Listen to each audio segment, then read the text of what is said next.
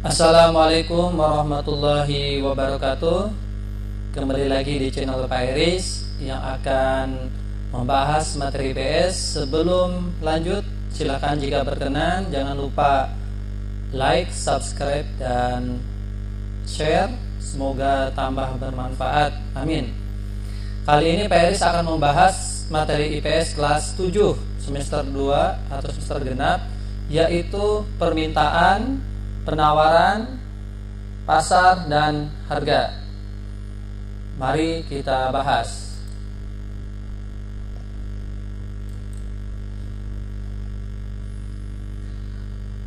Apa pengertian dan faktor permintaan? Permintaan atau demand adalah jumlah barang yang ingin dibeli. Jadi kata kuncinya adalah dibeli oleh masyarakat dengan harga tertentu. Jadi kalau dibeli berarti permintaan sebagai konsumen. Bagus. Apa saja faktor yang mempengaruhi permintaan? Pertama, harga barang. Semisal jika harga naik, maka akan turun pembelinya karena mahal. Yang kedua, pendapatan masyarakat. Semakin besar pendapatan, makin banyak permintaan atau banyak beli-beli, ya. Yang ketiga, selera masyarakat. Semisal keinginan atau kecenderungan warna dan bentuk. Yang keempat, kualitas barang. Jika berkualitas, banyak dibeli. Yang kelima, harga barang lain, komplementer dan substitusi. Ini materi yang pernah dulu dibahas di kebutuhan manusia. Yang keenam, jumlah penduduk. Semakin besar penduduk, semakin banyak kebutuhan. Yang ketujuh, ramalan masa depan. Semisal ketika akan dinaikkan besok hari, maka hari ini banyak berbondong-bondong dibeli. Semisal BBM. Nah, ini adalah contoh gambar yang tadi, ya, faktor yang mempengaruhi permintaan. Gambar pertama ini adalah pendapatan masyarakat. Jadi semakin banyak pendapatan, semakin banyak kebutuhan yang bisa dibeli. Yang kedua, penduduk. Semakin banyak penduduk, maka semakin banyak permintaan. Nah, ini contoh ada kopi dan gula, berarti ini barang komplementer. Yang kedua adalah ada kopi, ada teh, substitusi, pengganti. Jadi kalau harga kopi mahal, bisa berganti menjadi teh, ya. Nah, yang terakhir ini adalah gambar antrian BBM yang tadi saya bilang, jika besok akan naik, maka hari ini akan banyak antri BBM. Berikutnya, kurva dan hukum permintaan. Apa itu kurva? Adalah grafik yang menggambarkan sifat antara jumlah permintaan dengan harga. Lalu bagaimana kurva permintaan? Kurva permintaan ternyata slope-nya negatif atau arahnya negatif. Artinya apa? Menurun dari kiri atas ke kanan bawah. Nanti kita lihat di gambar berikut ini, ya. Lalu bagaimana hukum permintaan? Nah, ini kata kuncinya, ya. Hukum permintaan, jika harga meningkat atau naik, jumlah barang yang diminta akan turun. Dan sebaliknya, jika harga turun, jumlah barang meningkat. Nah, ini disebut dengan negatif. Kalau harganya naik, permintaan turun. Kalau harganya turun, permintaan naik. Ya, itulah konsumen, ya. Sudah alamiah ingin harga yang murah.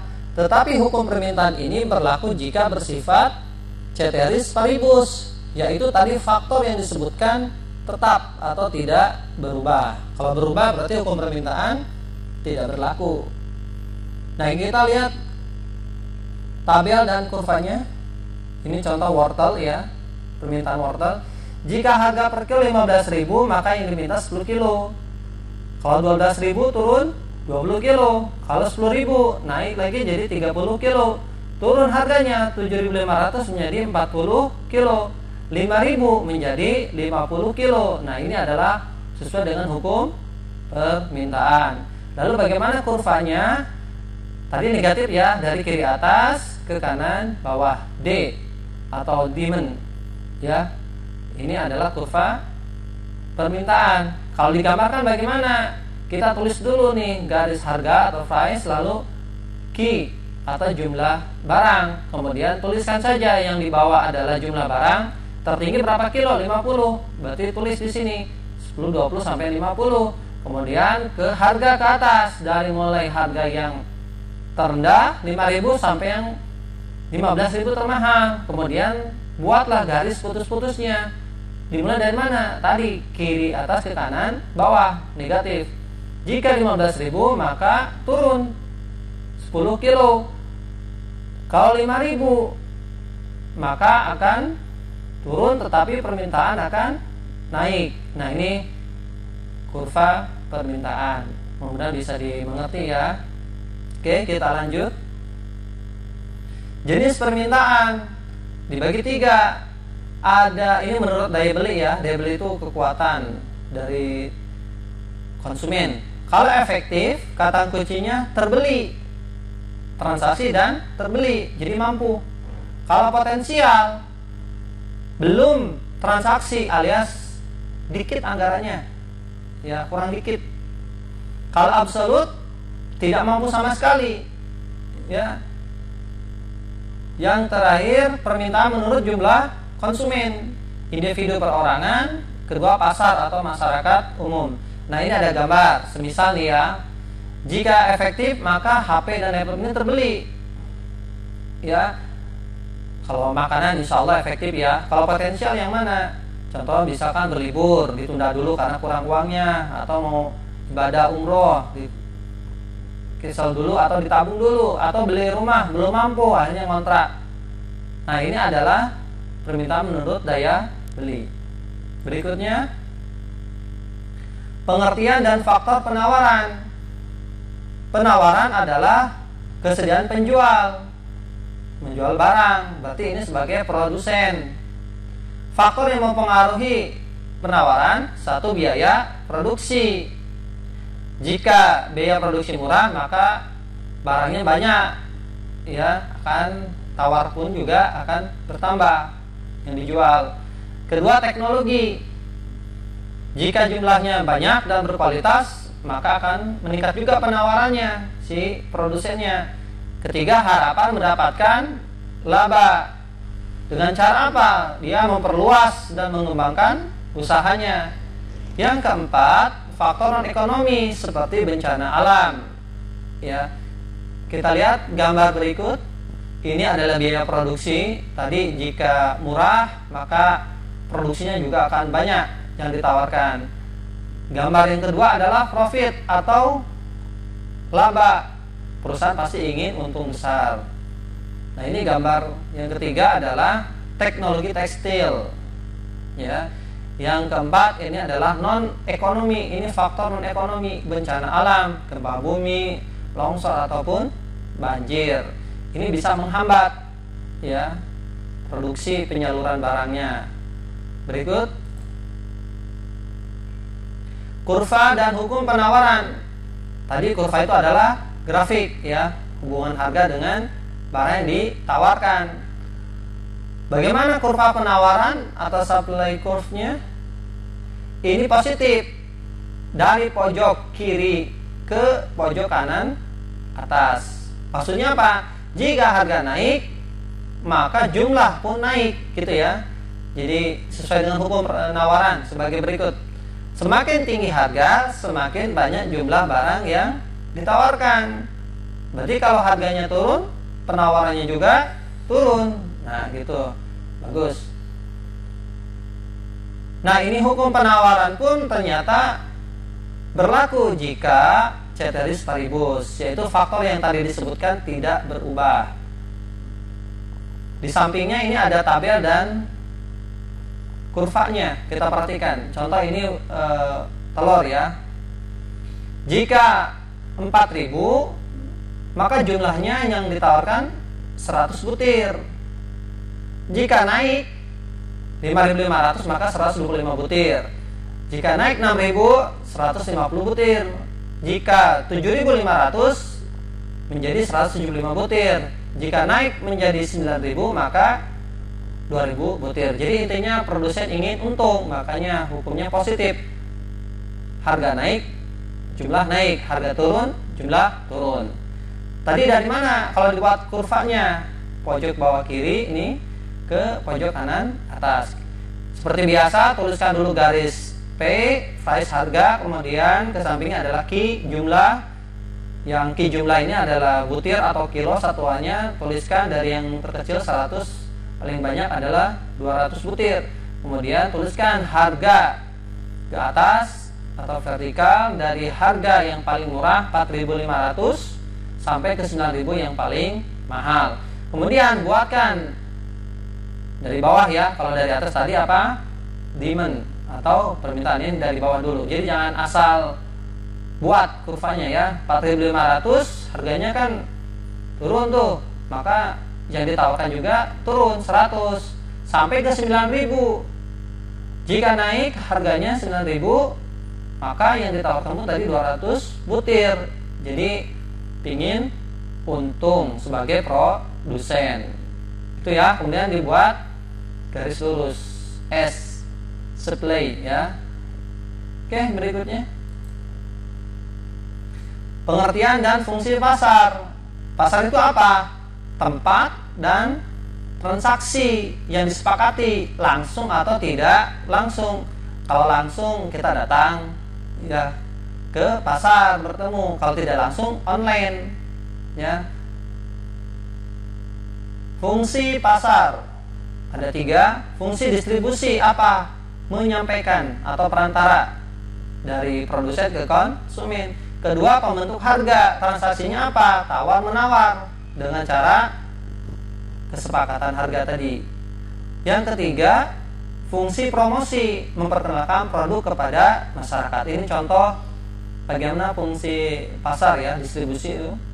Dari nelayan ke pasar, dikirim ke pasar kecil, kemudian sampai ke konsumen. Ini adalah fungsi pasar sebagai promosi. Ya, ini gambar iklan Wardah kosmetik ya. Ini contoh gambar pembentuk harga, menawar pisang misalkan ya, biar tidak terlalu mahal. Berikutnya, macam-macam pasar menurut wujudnya. Ini hati-hati ya, diperhatikan menurut nih ya. Wujud nyata dan tidak nyata. Jadi kalau wujud nyata dan tidak nyata, atau konkret itu bertemu langsung. Abstrak tidak bertemu langsung. Ini contohnya pasar saham atau pasar produksi tenaga kerja ya. Ini pasar saham itu pasar modal.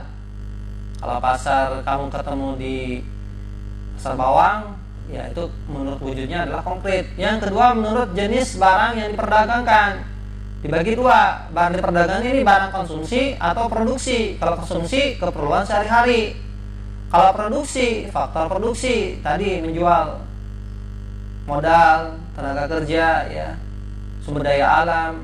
Nah, ini konsumsi, gambar barang diperjualkan adalah sehari-hari, berarti konsumsi.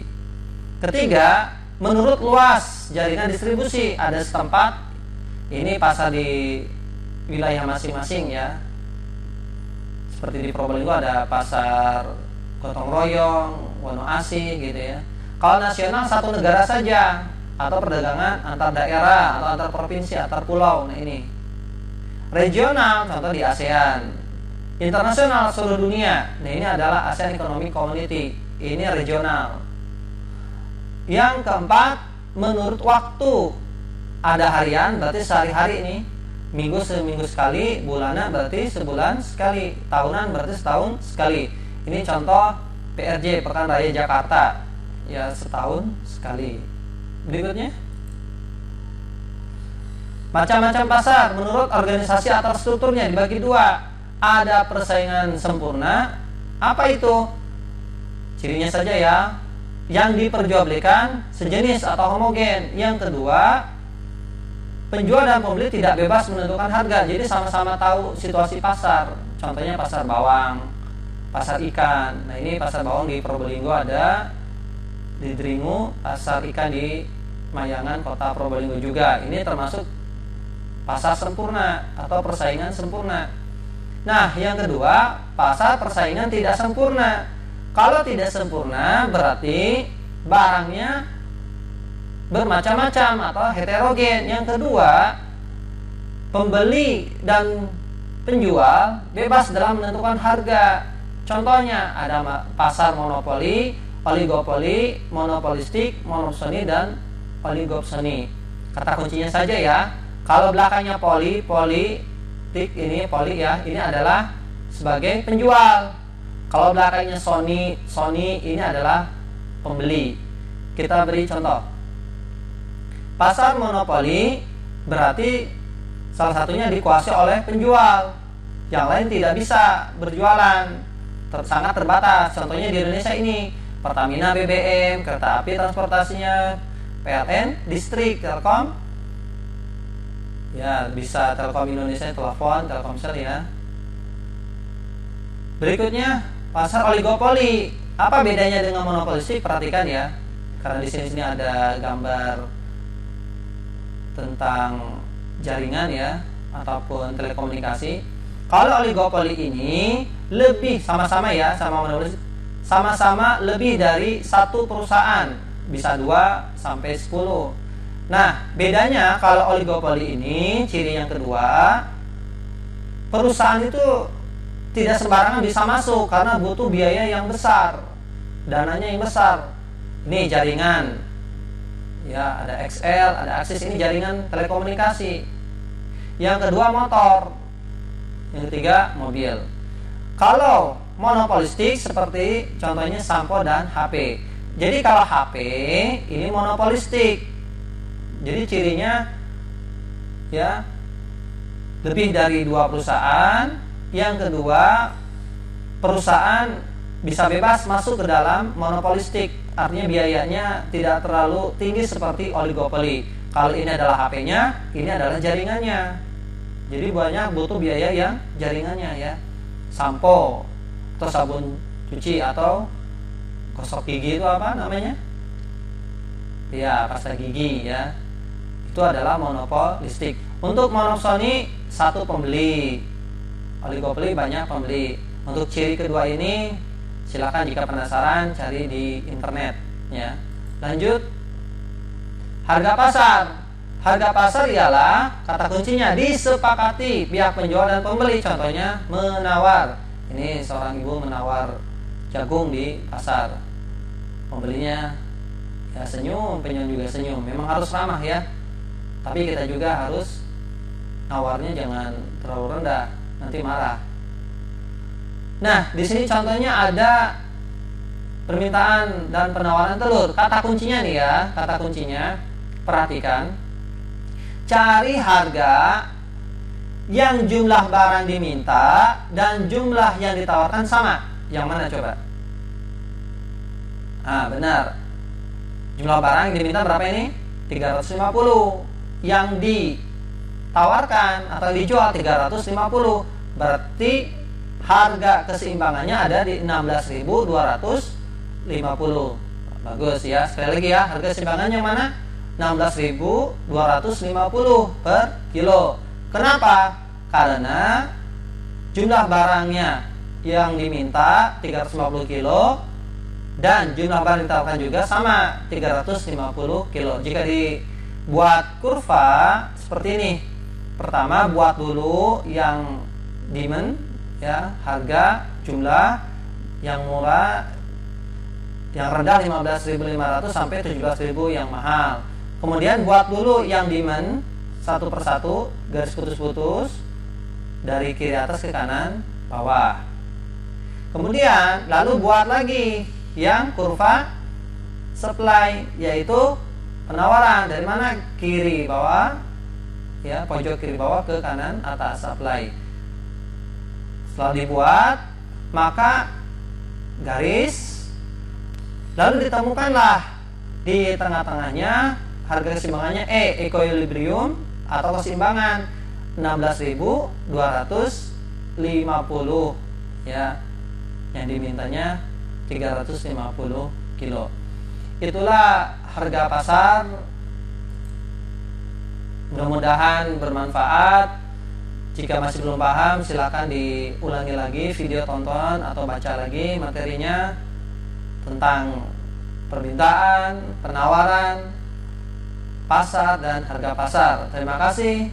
Wassalamualaikum warahmatullahi wabarakatuh.